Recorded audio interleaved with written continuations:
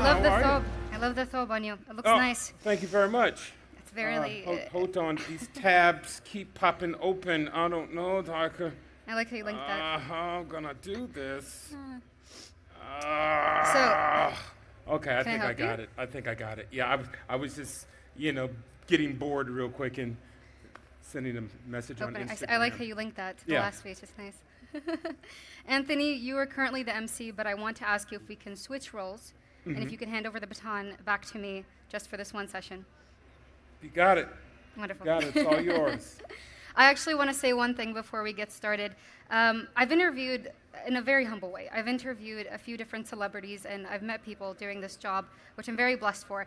But you are one of the most humble and down-to-earth ones. I really have to say that. I want to tell you guys this. We were in the media room, excuse me, not the media room, the speaker's lounge, and he sat there asking me, how do you exactly pronounce your name? Because he wanted to make sure he had it perfect. Mm-hmm. That's wonderful. How do you say it? Do you know? Lema. Close. Lama. And it's really Lama. close, but honestly, we worked really Well, hard I was on it. calling her Lama. Well, we worked really hard on it. Because I was introduced to her as Lama. And Lama, it just came to me Taylor. and it was like, Anthony, Lama's going to come on stage. I was like, that's not her name. Yeah, maybe see we're close. Lema. Lama. Lema. There we go. Beautiful. Okay. Perfect. Thank Round you. of applause. Anthony, we are in store for a treat with this conversation. Our session is titled Funny-ish, where we're going to be discussing the ability of comedy to cut through the noise and create impact for truth and representation. Okay. Now, you were the lead on a show called Blackish, which is a show that got me through COVID. It's very entertaining. If you guys haven't seen it yet, you really have to. It's a show tackling important issues such as race and cultural identity through the use of comedy. I want to ask you, to start off this conversation, how do you find that middle ground of utilizing comedy to shed light on important topics? Well, once we're done laughing at ourselves and with ourselves, we can, and at others, we can now have a mutual understanding that it's not that serious. Let's now sit down and have a debate about this, because we eased into it from a comedic state. Yeah. And it's easier to feed someone information or to get a message across with a teaspoon of sugar than it is with a teaspoon of salt. And laughter sweetens that. It sweetens that conversation, and that's what it's about. And you can broach any topic with someone if you're laughing about it and laughing along with it. Yep, you catch more flies with honey. Yeah, It's very yeah, true. Exactly. For those of you that haven't seen the show Blackish, can you give us a bit of a summary or description of what are some of the issues that you're tackling in this show? Issues that we talk about on the show, issues that we deal with across the board as people of color, race, but more importantly, family, job, community, and all of that. And it's told from my perspective. Our show is based on stories from my life, and the creator of our show is a very good friend of mine, Kenya Barris, his life and his children. Trying to raise African American children, or trying to raise them to assimilate in a homogenized world, but yet remembering where they come from and not forgetting who they are. Which is something that I've been hearing since I've been here in Saudi Arabia, especially here in the kingdom. Is like, if you don't have a past, you don't have a future. True. And that's what our show is really about. It's all about understanding your past, your heritage, your culture, and where you Exactly. come from. And I think that's what resonates our show with, an audience around the world. We did 8 years, 176 episodes. That's a lot of topics. That's a lot of television, and a lot of fun. I watched one podcast where you did an interview where you were discussing about the pilot of the episode, where you were writing the pilot of the episode, and you remembered one phase where your son came into the room and told you, "Dad, I don't feel black." Yes. Can you tell us about that situation? My son was 12 years old at the time, and is a product of the hard work me and my family had done. So he's a child of privilege.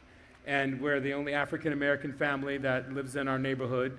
We're one of the few African-American families that were at his private school. He can look at the news and see what's going on around the world with young black men and men of color, and it's not happening to him. He could see how some of my family who still live in the inner city and in the hood, right above the poverty line, and that's not his experience. And so he came home one day and told me, "Dad, I don't feel black." And I had to ask him why. Because this is your black experience. The way that you're living right now is your black experience, and that doesn't make you any less black than anyone else out there. You need to embrace this and move forward with it. And he got that, and at the end of that conversation, he turned to me and said, "Dad, all right, for my 13th birthday, can I have a bar mitzvah?" And I was like, "Son, we're not Jewish. That's not our heritage. That's not our culture. We're not going to do that." And so that's how our show Blackish started. That was our pilot episode. It's a beautiful dealing story. with that topic and that issue. How does the show Blackish build tolerance and build a better understanding of cultural identity? That key word right there, understanding. We're very authentic in who we are and our storytelling. And it gives you a look not only at black culture, but the culture of this family, who just happens to be black. We go through the same things that everybody else out here is going through: divorce, raising children, relationships, your mother and your father moving into your home, 3 generations with 3 different points of view living under one roof, and the challenges that come along with that, and still just coming together as a family. Definitely. I mean, you've worked with such a talented team of writers and cast. What was your fondest memory on set, whether it's comedic or dramatic? My fondest memory on set would be our first day of filming once the show was picked up. So we shoot one episode, and the networks take it around. It's like, it's a great episode. Let's pick it up for a series. So they picked us up for series, and so our day back to film episode 1 after the pilot was my fondest memory, because it seemed as if the family had been together for 5-6 years already. There was just great synergy between everyone that was there working with us, from the writers to the producers to the nucleus of the family. And it felt as if we had been doing this our entire lives. And that was a telltale sign for me that we were going to have a successful show. And we did. We had a nice 8-year run. Like I said, it's 173 or 176 episodes that we shot. And that you did. I think it's a wonderful team of castmates, especially when you can find that moment where you each just connect immediately to each other. And it feels like a family, as you said. And I got to handpick everybody. I got to cast my wife, my parents, and my children. So, and there was something special about everyone who came in to read and audition for me at the time. And the network agreed with me. They didn't give me they didn't fight back on any of the decisions that I or we made in casting the show. And it turned out to be a beautiful family. It's beautiful. Yeah. Thank you. That does deserve a round of applause. It is touching, genuinely. The show dives into so many different topics, so many topics of issues that are so important, not just in the U.S., but around the world. Was there any specific issue that you tackled in any of the episodes that resonated the most with you? There were a few. Anything... well, one stands out. There was an episode we did about postpartum depression with my wife, Bo, played by Tracy Ellis Ross. And just, it's something that we don't think about. As men in particular, about what a woman goes through in carrying a life for 9 months, having her body stretched out of shape during that process, even stretched out of shape during the process of childbirth, and how that depletes her and how she feels as a person.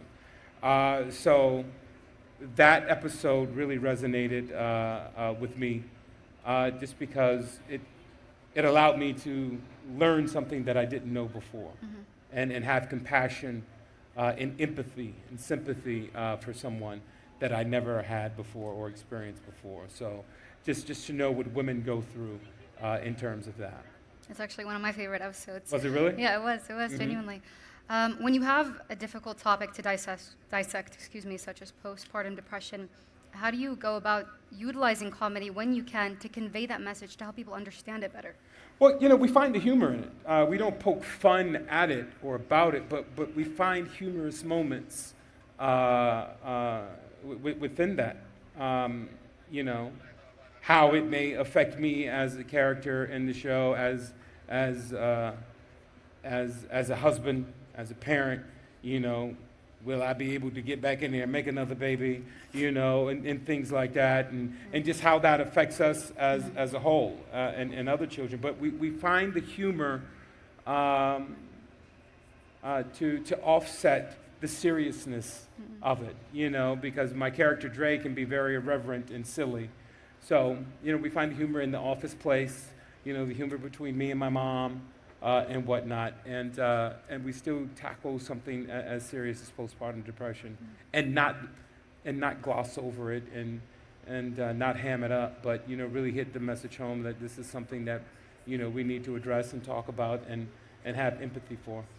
But even the writing in the show, there's such beautiful character development, especially with Dre. Mm-hmm. I mean, you see him grow so much to basically understand what each and every one of the characters is going through, even though he can't relate directly. Yes. And it's a beautiful concept. I want to shift focus a little bit. Let's go. One thing I really admire about you is how close you are to your mom, Mm-hmm. because personally I'm very close to my mom. Yesterday we were discussing, and you said you're best friends with your mom. Yes. And we talked about a show that you had, an e-show with your mom. It's Mm-hmm. called Trippin'. Tripping with Anthony Anderson and Mama Doris. That's amazing. Yes. Tell us a little bit about that show. Well, my mother always wanted to be an actress, and it never happened for her.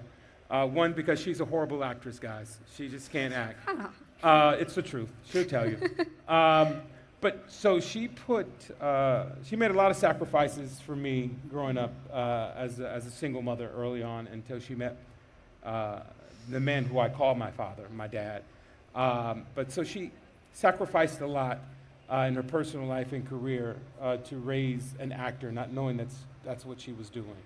And so the show really came about as a celebration of my mother for making those sacrifices and honoring her. It was like, you know what, Mom?